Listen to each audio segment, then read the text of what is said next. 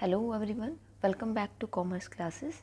इससे पहले वाली ये 2 वीडियोस में हमने बिज़नेस के बारे में, बिज़नेस स्टडीज़ के चैप्टर्स को कवर किया था, जिसमें हमने बिज़नेस के बारे में जाना था। बिज़नेस क्या है, economic and non economic activities क्या होती हैं, बिज़नेस प्रोफेशन एंड एम्प्लॉयमेंट के बीच में डिफरेंस क्या होता है। तो जो मेन सा कंसेप्ट था बिज़नेस का, जो स्टार्टिंग बेसिक लेवल था, वो हमने क्लियर आउट किया था। आज की वीडियो में हम concept and characteristics of business पढ़ेंगे। ठीक है, कंसेप्ट क्या है बिज़नेस का और उसके करैक्टरिस्टिक्स मतलब उसके फीचर्स, उसके एट्रीब्यूट्स क्या हैं बिज़नेस के। ठीक है, तो हम मीनिंग तो हम पहले 2 वीडियोस में काफ़ी अच्छे से क्लियर कर चुके हैं। अब हम उसकी डेफिनेशन को देखते हैं, क्योंकि क्वेश्चन पॉइंट ऑफ व्यू से, एग्ज़ाम पॉइंट ऑफ व्यू से आपको उसमें बिज़नेस का अगर क्वेश्चन आता है तो पहले आपको उसका इंट्रोडक्शन, देन मीनिंग, फिर उसका डेफिनेशन, और कभी कभी क्वेश्चन में कंसेप्ट भी आ जाता है कि कंसेप्ट क्या है, तो वो चीज़ भी आती है। तो हम एग्ज़ाम पॉइंट ऑफ व्यू से भी लेके चल रहे हैं। तो चलिए डेफिनेशन देख लेते हैं बिज़नेस की। Business is a human activity directed towards producing or acquiring wealth through buying and selling goods। जो मीनिंग था हम उसी में से डेफिनेशन, जिससे हमने एक टेक्निकल टर्म में डेफिनेशन दी है, बुक में आपको प्रोवाइड हो जाएगी है। बिज़नेस जो है एक ह्यूमन एक्टिविटी है, हमने अभी पीछे पढ़ा था। डायरेक्टेड है किसकी तरफ? प्रोड्यूसिंग और एक्वायरिंग, मतलब या तो प्रोड्यूस करना, खुद से कोई चीज़ बनाना, उसको खुद बना के बेचना, या फिर एक्वायर करना, मतलब किसी से हमने ले लिया। जैसे मैं एक रिटेलर हूँ, मेरी कन्फेक्शनरी की शॉप है, मैं किसी और से चॉकलेट्स लेके आऊँगी और फिर आगे सेल कर दूँगी, तो एक्वायर करना। Wealth through buying and selling goods. Wealth मतलब वेल्थ जो रिलेटेड होती है वो मनी से रिलेटेड होती है। बिजनेस कर ही रहे हो तो मनी के लिए कर रहे हो। कैसे करते हो? गुड्स को बेच के या खरीद के। ठीक है, तो ये डेफिनेशन थी। और जो अगर हम क्वेश्चन को एकदम एग्ज़ाम पॉइंट ऑफ व्यू से लेके चले, तो अगर आपसे कोई कंसेप्ट के बारे में पूछता है तो आप ये चीज़ें उसके अंदर लिखेंगे, defined in terms of profit only. Concept उसका क्या है कि वो प्रॉफिट के टर्म्स में डिफाइन किया गया है। बिज़नेस के कंसेप्ट में सिर्फ एक छोटी सी ही चीज़ है जो मेन चीज़ है बिल्कुल, कि business is defined in terms of profit only, but now it becomes an integral part of society. पहले के टाइम पे क्या था कि सिर्फ उसको एक प्रॉफिट के उसमें देखा जाता था कि हमें प्रॉफिट कमाना है, बस प्रॉफिट होना चाहिए, हमें पैसे कमाने हैं। ठीक है, लेकिन अब ये बोल रहे हैं कि ये इंटीग्रल पार्ट है सोसाइटी का। तो आप सोच रहे होंगे कि सोसाइटी का पार्ट कैसे हो गया बिजनेस? बिज़नेस जो है वो सोसाइटी का पार्ट तो पहले भी था, बट अब इसमें ना अवेयरनेस ज़्यादा आ गई है सोसाइटी से रिलेटेड। लोग पर्यावरण के बारे में सोचने लगे हैं, राइट, अपने एनवायरनमेंट के बारे में सोचने लगे हैं। तो इसमें क्या इंक्लूड होता है? अब ये देखिए, आप बिज़नेस तो कर रहे हो और आप कोई सामान बेच रहे हो। सबसे पहले अगर आप creating a customer for it self, अगर आप अपने लिए कस्टमर ही नहीं बनाओगे तो उस बिज़नेस का क्या करोगे, राइट? अगर आपका सामान ही नहीं बिकेगा तो क्या करोगे आप उस बिज़नेस का? और वो सामान बेचने के लिए आपको कस्टमर चाहिए, तो कस्टमर तो आपको बनाने पड़ेंगे। और कस्टमर कैसे बनेंगे? आप जब उनसे बहुत अच्छे से डील करोगे, राइट? तो पहला ही काम क्या हो गया कि हमें customer for it self, business को अपने लिए कस्टमर बनाना पड़ेगा। ठीक है, नेक्स्ट देखिए, इनोवेटिंग न्यू प्रोडक्ट्स और सर्विसेज। अब उनको टाइम टू टाइम सोसाइटी में चलना है, तो टाइम टू टाइम इनोवेटिंग का मतलब होया कुछ नया इन्वेंट करना, कुछ नया बनाना। न्यू प्रोडक्ट्स और सर्विसेज, ठीक है, नए प्रोडक्ट्स या सर्विसेज बनाना। जैसे कि मान लीजिए एक कंपनी है और वो कपड़ों का बिज़नेस है, मतलब एक है जिसका कपड़ों का बिज़नेस है, वो कपड़े सेल करता है। उसका डिज़ाइन क्या था, वो मतलब सूट, लेडीज़ के मामले में ले लीजिए कि पहले हमारे इंडिया में जैसे कल्चरल ज़्यादा वो था, तो सूट डालती थी लेडीज़। आज भी विलेजेस में सूट डालती हैं, सब कोई डालता है। बट अब इनोवेशंस आ गया, वेस्टर्न कल्चर आ गया ना हमारे इंडिया में, तो अब जो लेडीज़ थी उन्होंने वेस्टर्न ड्रेसेस को पहनना भी शुरू कर दिया। ठीक है, अब एक बिज़नेस है, एक शॉपकीपर है, उसने सिर्फ इंडियन ड्रेसेस रखी। ठीक है, सिर्फ इंडियन के वो सूट, सिर्फ इंडियन ड्रेसेस ही सेल करेगा।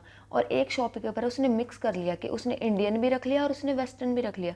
तो आप खुद सोचिए किसकी ज़्यादा सेल होगी? जिसने दोनों मिक्स वैरायटीज़ रखी हुई हैं उसकी सेल होगी ना, क्योंकि हमें सोसाइटी के हिसाब से भी तो चलना है ना।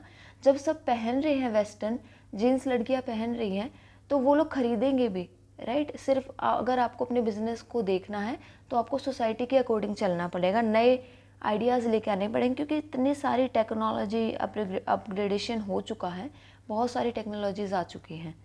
नेक्स्ट देखिए मार्केटिंग। मार्केटिंग के बिना आप अपना प्रोडक्ट नहीं बेच सकते, मार्केटिंग तो आपको करना ही पड़ेगा। इसका एग्जांपल ले लीजिए, आपने अपने कपड़े की जो है शॉप की और वो अपनी लोकेलिटी में करके बैठ गए आप। जैसे मान लीजिए जो हमारा रेजिडेंशियल एरिया होता है, किसी मार्केट में ना करके आप अपने घर में खोल के बैठे हो, तो आपके पास कितने ज़्यादा कस्टमर्स आएंगे जब किसी को पता ही नहीं है और आप उसकी मार्केटिंग भी नहीं कर रहे हो, आपने कोई बोर्ड भी नहीं लगाया है बाहर, ठीक है, तो कस्टमर्स तो ज़्यादा नहीं आएंगे ना, सिर्फ पड़ोस के ही कुछ बंदे आएंगे आपके पास। तो मार्केटिंग करना भी ज़रूरी है ताकि वो हर कस्टमर के रीच तक पहुंच पाए वो प्रोडक्ट, हर किसी के रीच तक पहुंच पाए वो प्रोडक्ट, ठीक है। ये इसका कुछ कंसेप्ट था हमारा, जो मतलब अगर आप क्वेश्चन में लिखते हो तो ये मैंने कुछ मेन पॉइंट्स बताए हैं, आप इन्हीं को थोड़ा सा डिफाइन कर सकते हो अपने एग्ज़ाम में। ओके, कंसेप्ट क्लियर करने के बाद जो नेक्स्ट पॉइंट आता है हमारा नेचर ऑफ बिजनेस। इस नेचर में हम सब कुछ इंक्लूड कर लेते हैं, फीचर्स भी, कि फीचर्स क्या हैं, राइट, उसके कैरेक्टरिस्टिक्स क्या हैं, उसके एट्रीब्यूट्स क्या हैं। तो ये सेम ही क्वेश्चन है। अब इसके अंदर हम ये सारे पॉइंट्स क्लियर आउट करेंगे कि बिज़नेस का जो मेन उसका फीचर है या उसका नेचर है कि बिज़नेस का क्या है, वो हम देखेंगे। पहली चीज़ तो ये बिज़नेस एक इकोनॉमिक एक्टिविटी है। इसमें क्या होता है, आपको क्या पॉइंट्स लिखने होते हैं, आपको जो मीनिंग पता है ना बिज़नेस का, उसको पॉइंट्स में तोड़ के लिख दीजिए। बहुत ही अच्छा सिंपल सा टिप है, बहुत ही सिंपल सा आइडिया है। जो आपको बिज़नेस का मीनिंग पता है ना, उसमें जो टर्म्स हैं थोड़ी इज़ द ऑफ को छोड़ के, तो जो भी उसमें टर्म्स हैं ना उनको पॉइंट्स में लिख दीजिए, काट काट के उसको पैराग्राफ में ना लिख के पॉइंट्स में लिख दीजिए। काफ़ी सारे आपके कैरेक्टरिस्टिक्स के पॉइंट्स बन जाएंगे उसमें से, ठीक है। जैसे पहला हमने पढ़ा था ना, उसके मीनिंग में that business is an economic activity. See, ये आ गया फर्स्ट पॉइंट आपके नेचर का। बिजनेस क्या है, एक इकोनॉमिक एक्टिविटी है। कैसे है इकोनॉमिक एक्टिविटी, क्योंकि वो अर्न मनी फॉर लिविंग, हम अपने लाइवलीहुड के लिए पैसा कमाते हैं बिजनेस करके, ठीक है। इसमें साइकोलॉजिकल सेटिस्फेक्शन नहीं आता बिजनेस में, क्योंकि वो तो हमारा नॉन इकोनॉमिक एक्टिविटी में था ना, कि किसी की हेल्प करना, जाके मंदिर में पूजा करना, वो चीज़ तो हमारी नॉन इकोनॉमिक एक्टिविटी में थी। तो साइकोलॉजिकल सेटिस्फेक्शन तो नहीं आएगा इसमें, ठीक है। अब नेक्स्ट पॉइंट देखते हैं, sale and exchange of goods. ये भी हमारे मीनिंग में था, राइट, कि business is an economic activity for sale and distribution और exchange of goods and services. तो ये देखिए, ये एक पॉइंट और आ गया, ठीक है। Not for self consumption. अब मैं एग्जांपल दे देती हूँ, जैसे नेचर है बिजनेस का कि सेल और एक्सचेंज करने हैं गुड्स, ठीक है। हम उसमें सेल्फ कंजप्शन के लिए नहीं बनाते इतने सारे गुड्स, ठीक है। सेल्फ कंजप्शन मतलब एक अगर फार्मर है, मैं आपको एक फार्मर का एग्जांपल लेके बता रही हूँ, उसकी फसल है, वो अपने खेतों में फसल उगाता है अपनी फील्ड्स में, तो इतनी सारी वो फसल, क्या होता है कि कभी कभी एक फार्मर है वो सिर्फ अपने लिए उगा रहा है, उसने गेहूँ लगाए हैं, उसने सिर्फ अपने लिए लगाए हैं, कि आपको उसका जो एक 1 ईयर का जो साइकिल है गेहूँ का, उस 1 साल तक उसके लिए उसके पास उसको स्टॉक रहेगा, ठीक है। और एक फार्मर है जिसने बहुत सारी फील्ड्स में गेहूँ लगाए हैं, उसमें से कुछ अपने अपने पास रख लिए सेल्फ कंजप्शन के लिए, कुछ उसने सेल कर दिया, और वो हर बार ऐसे करता है रेगुलर बेसिस पे, हर सीज़न में, गेहूं के हर सीज़न में कुछ वो अपने पास रखता है, कुछ वो सेल कर देता है। और एक दूसरा फार्मर है जो सिर्फ अपने लिए उगाता है और वो सिर्फ अपने पास ही रख लेता है उनको अपने आप कंज्यूम करने के लिए। तो इनमें डिफरेंस आपको पता चला ना, जो अपने पास रख रहा है वो एक बिजनेसमैन नहीं है, वो एक बिजनेस एक्टिविटी नहीं है। और जो दूसरा फार्मर है जो अपने पास रख के बाहर भी रेगुलर बेसिस पे सेल कर रहा है, तो वो एक सेल और एक्सचेंज हो गया गुड्स का, ठीक है। थर्ड पॉइंट देखिए, प्रोडक्शन ऑफ गुड। ये पहले आएगा, इससे मैंने गलती से नीचे लिख दिया था, क्योंकि सेल तो हम तभी करेंगे ना जब हम बना लेंगे गुड्स को या हम कहीं से ख़रीद के लेके आएंगे। तो प्रोडक्शन ऑफ गुड्स भी तो ज़रूरी है ना उसके अंदर। ये हमारी मीनिंग में भी आया था कि हम गुड्स को या तो प्रोड्यूस करते हैं या एज अ रॉ मटेरियल हम खरीद के लेके आते हैं, या फिर इंटरमीडिएट गुड्स के उस बेसिस पे हम आगे सेल करते हैं। तो production of goods, consumer goods होते हैं, इंडस्ट्रियल गुड्स होते हैं। कंज्यूमर गुड्स मतलब जो डायरेक्ट कंज्यूम किए जाते हैं कस्टमर के थ्रू, ठीक है, वो कंज्यूमर गुड्स होते हैं। इंडस्ट्रियल गुड्स मतलब जो as a raw material use किए जाते हैं कंपनीज़ में, इंडस्ट्रीज़ में, ठीक है। ये बात आप ध्यान रखिएगा, एक छोटा सा पॉइंट है। इंडस्ट्रियल गुड्स वो होते हैं जो as a raw material use किए जाते हैं, कंज्यूमर गुड्स वो होते हैं जो डायरेक्ट कंज्यूम किए जाते हैं कस्टमर के थ्रू, ठीक है। तो कुछ प्रोडक्शन करते हैं हम गुड्स की। फिर से ये पॉइंट आ गया, on regular basis dealing. Regular basis पे हम डील करेंगे तभी तो हम बिजनेसमैन कहलाएंगे ना। एग्जांपल के तौर पे मान लीजिए मैं अपना एग्जांपल दे दूँ, जैसे मान लीजिए मुझे अपना घर खरीदना है, मैं अभी जिस घर में स्टे कर रही हूँ, जहाँ मैं रह रही हूँ, मुझे उससे बड़ा या फिर उससे अलग लोकेशन पे या कुछ भी रीज़न की वजह से मुझे दूसरा घर लेना है, तो मैं उसको सेल करके मैं अपना दूसरा घर ले लूँगी। ठीक है, एक प्रॉपर्टी डीलर है जिसका काम ही ये है कि एक घर लिया उसने, 10 लाख का घर लिया, उसमें उसको प्रॉफिट दिख रहा है, वो 1 महीने बाद उसका 12 लाख का सेल हो रहा है। ठीक है, तो वो तो उसको बेचेगा भाई, 2 लाख का उसको प्रॉफिट हो रहा है। तो घर तो उसने भी लिया और उसने भी बेचा, घर मैंने भी लिया और मैंने भी बेचा, बट डिफरेंस आ गया ना दोनों के बीच में कि वो रेगुलर बेसिस पे अपना काम कर रहा है। ठीक है, नेक्स्ट है प्रॉफिट अर्निंग। प्रॉफिट कमाने के लिए करते हैं बिजनेस।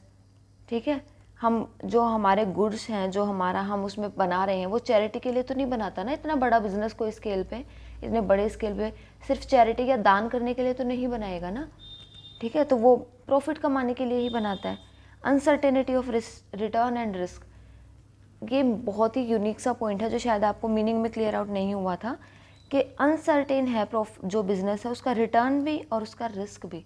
रिटर्न मतलब जो हमें वापस मिलेगा, जो हमारा प्रॉफिट होगा। रिस्क मतलब जो अब उसमें हम रिस्क लेके बैठे हैं कि हमने इतना सारा उसमें बना के बैठ गए हैं स्टॉक कपड़े का, अब ये नहीं पता वो मार्केट में बिकेगा नहीं बिकेगा, तो रिस्क तो है ना हर चीज़ का। हमने जैसे मैंने बताया था डेली बेसिस पे कोई कन्फेक्शनरी की शॉप वाला ब्रेड लेके आ गया बहुत सारे पैकेट, अब ये नहीं पता वो उस दिन बिकेंगे नहीं बिकेंगे, और उस डेट तक अगर वो नहीं बिके तो फिर बाद में वो वैसे भी नहीं बिकने, वो ख़राब हो जाएंगे।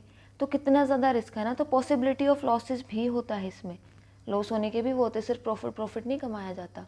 ठीक है, तो ये हमारे नेचर ऑफ बिजनेस था कि इसके फीचर्स या करेक्टरिस्टिक्स या एट्रीब्यूट्स में हम क्या क्या पॉइंट्स लिख सकते हैं। चलिए अब जल्दी फटाफट से हम ऑब्जेक्टिव्स ऑफ बिज़नेस भी पढ़ लेते हैं कि बिज़नेस के ऑब्जेक्टिव्स क्या होते हैं। अब फिर से देख लेते हैं, थ्योरेटिकल व्यू है। किसी किसी को थ्योरी बहुत अच्छी लगती है, जैसे कि मुझे बड़ी इंटरेस्टिंग लगती है थ्योरी, बट किसी किसी के माइंड में घुसती ही नहीं है।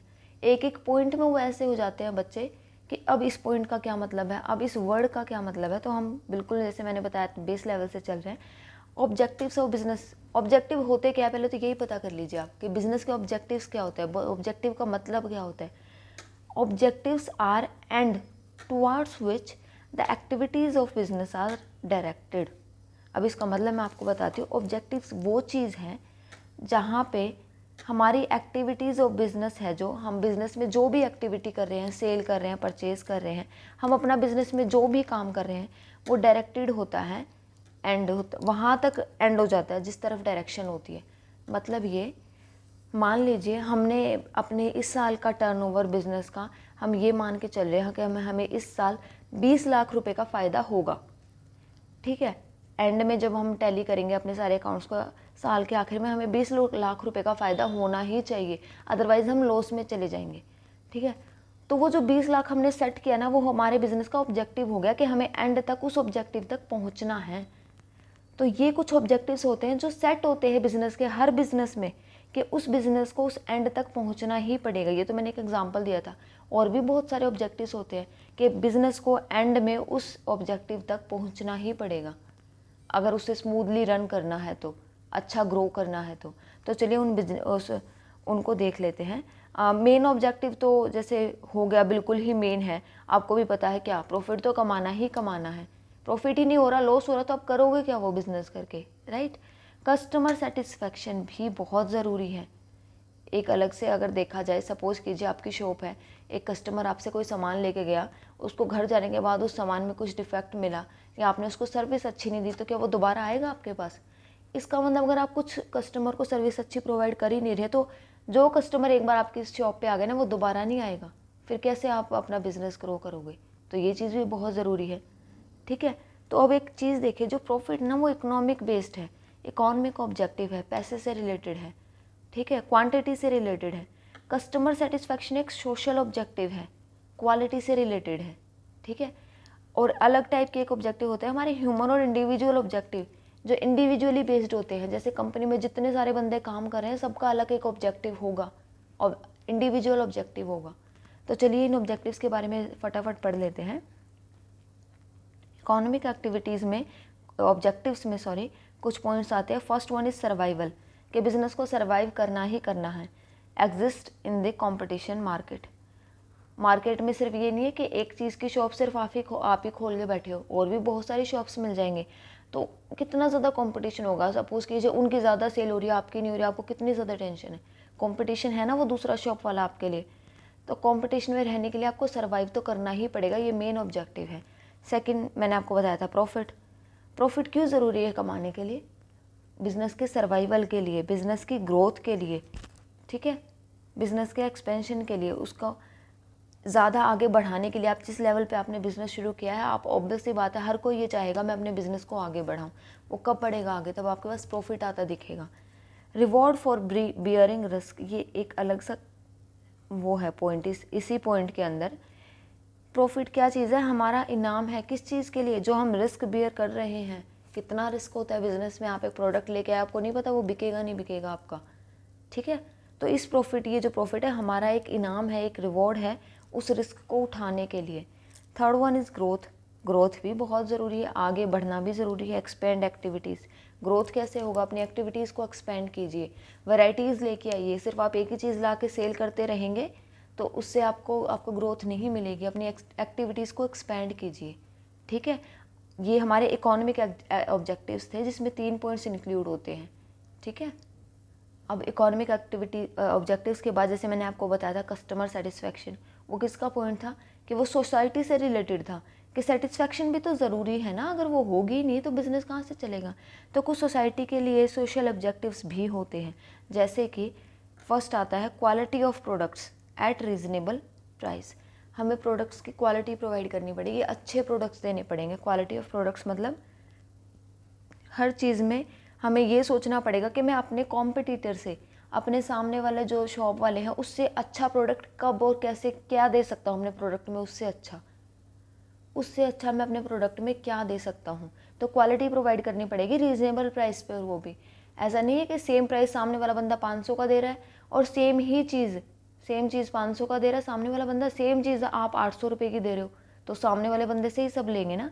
तो प्राइस भी रीज़नेबल होना चाहिए। सेकेंड है avoidance of unfair trade practices. अब ये भी एक नया टर्म होगा आपके लिए। अनफेयर ट्रेड प्रैक्टिसेस क्या होता है?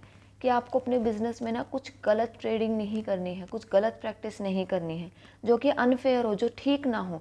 जैसे कि ब्लैक मार्केटिंग, सुना होगा आपने, ब्लैक में टिकट्स बिक रही हैं। पता है वो कैसे बिकती हैं ब्लैक में टिकट्स? मान लीजिए आप अपना मूवी देखने गए और जो मूवी लगी हुई है वो इतनी ज़्यादा मतलब वो हुई है ना, बहुत ज़्यादा उसके हाई रेट्स मिले हैं उसको, बहुत ही ज़्यादा चली है वो मूवी। तो क्या होता है, उसकी जो टिकट्स है ना वो पहले ही एक बंदा बहुत सारी टिकट्स खरीद के रख लेता है ताकि वो उसे आगे सेल कर सके ब्लैक में। अब वहाँ पे वो जाते हैं व्यूअर्स देखने के लिए मूवी, टिकट्स ही नहीं है और उनको देखनी इतनी अच्छी मूवी है देखनी, तो वो सोचेंगे कि यार 10 रुपये की जगह 12 रुपये में मिल रही है तो चलो ले लेते हैं, मूवी तो देखनी है। तो वो 10 की चीज़ आपको 12 रुपये में लेनी पड़ी ना, क्योंकि मजबूरी थी, ठीक है। तो वो चीज़ होती है ब्लैक मार्केटिंग, कि उसकी वैल्यू इतनी नहीं है लेकिन आप उसको उसकी वैल्यू से ज़्यादा रुपए में ख़रीद रहे हैं, तो वो ब्लैक मार्केटिंग होती है। ओवर चार्ज करना, सेम थिंग, कि एक चीज़ के लिए वो है 10 रुपये की और आपने उसके लिए ज़्यादा पे कर दिया। अडल्ट्रेशन मतलब कुछ सामान में, जैसे जो खाने का सामान होता है, किसी भी उसमें डिफेक्ट्स आ गए, ठीक है। नेक्स्ट आता है एम्प्लॉयमेंट जनरेशन।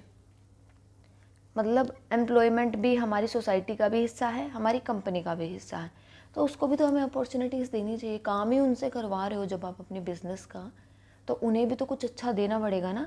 उनको कुछ अपॉर्चुनिटीज़ दीजिए आगे ग्रो करने के लिए। या फिर जैसे कुछ हैंडीकैप्ड होते हैं, डिसेबल्ड होते हैं, उनको आप फैसिलिटीज़ प्रोवाइड कीजिए।